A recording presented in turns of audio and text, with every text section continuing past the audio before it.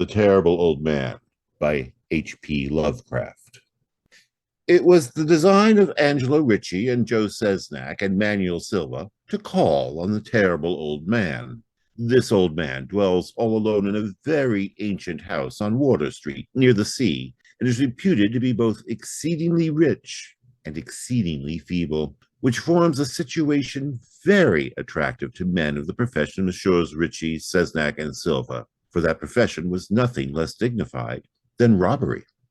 The inhabitants of Kingsport say and think many things about the terrible old man, which generally keep him safe from the attention of gentlemen like Mr. Ricci and his colleague, despite the almost certain fact that he hides a fortune of indefinite magnitude somewhere about his musty and venerable abode.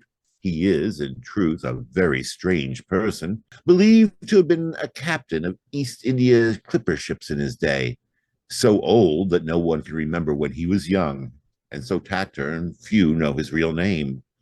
Among the gnarled trees in the front yard of his aged, neglected place, he maintains a strange collection of large stones, oddly grouped and painted so they resemble idols in some obscure Eastern temple. This collection frightens away most of the small boys who love to taunt the terrible old man about his long white hair and beard, or break the small paned windows of his dwelling with wicked missiles.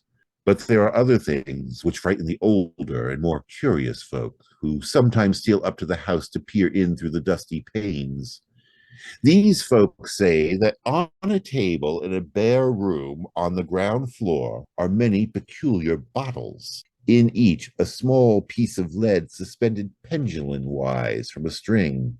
And they say that the terrible old man talks to these bottles, addressing them by such names as Jack, Scarface, Long Tom, Spanish Joe, a Peters, and Mate Ellis, and that whenever he speaks to a bottle, the little lead pendulum within makes certain definite vibrations, as if in answer. Those who have watched the tall, lean, terrible old man in these peculiar conversations do not watch him again.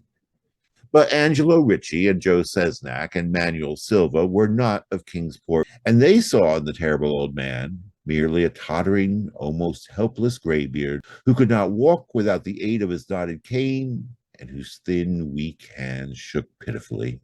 They were really quite sorry in their way for the lonely, unpopular old fellow whom everybody shunned and at whom all the dogs barked singularly.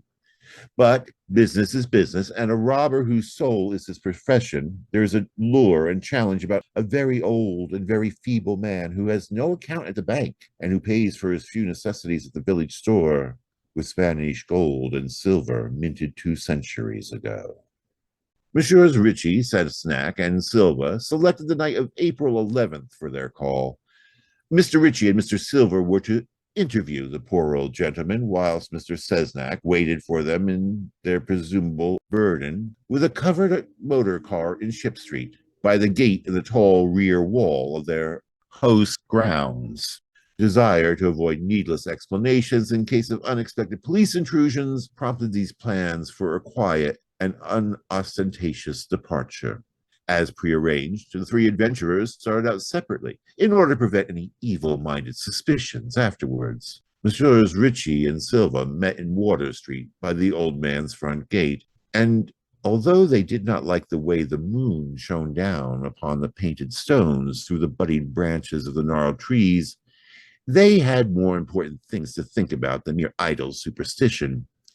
They feared it might be unpleasant work making the terrible old man loquacious concerning his hoarded gold and silver, for aged sea captains were notably stubborn and perverse. Still, he was very old and very feeble, and there were 2 visitors. Messrs. Ricci and Silva were experienced in the art of making unwilling persons talk, and the screams of a weak and exceptionally venerable man can be easily muffled. So they moved up toward the lighted window and heard the terrible old man talking childishly to his bottles with pendulums. They donned masks and knocked politely at the weather-stained oaken door.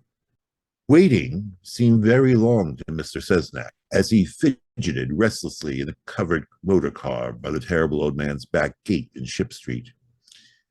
He was more than ordinarily tender-hearted, and he did not like the hideous screams he had heard in the ancient house just after the hour appointed for the deed. Had he not told his colleagues to be as gentle as possible with the pathetic old sea captain? Very nervously, he watched that narrow oaken gate in the high and ivy-clad stone wall. Frequently, he consulted his watch and wondered at the delay. Had the old man died before revealing where his treasure was hidden, and had a thorough search become necessary? Mr. Cesnac did not like to wait so long in the dark in such a place. Then he sensed a soft tread or tapping on the walk inside the gate, heard a gentle fumbling at the rusty latch, and saw the narrow, heavy door swing inward. And in the pallid glow of the single dim street lamp, he strained his eyes to see what his colleagues had brought out of that sinister house which loomed so close behind. But when he looked, he did not see what he had expected, for his colleagues were not there at all, but only the terrible old man leaning quietly on his knotted cane and smiling hideously. Mr. Cesnac had never before noticed the color of that man's eyes. Now he saw that they were yellow.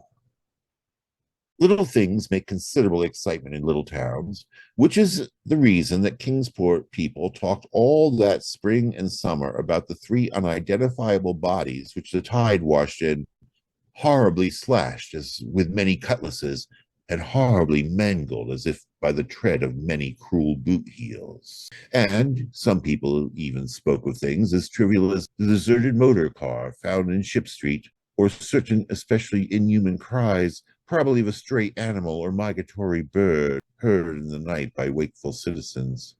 But in this idle village gossip, the terrible old man took no interest at all.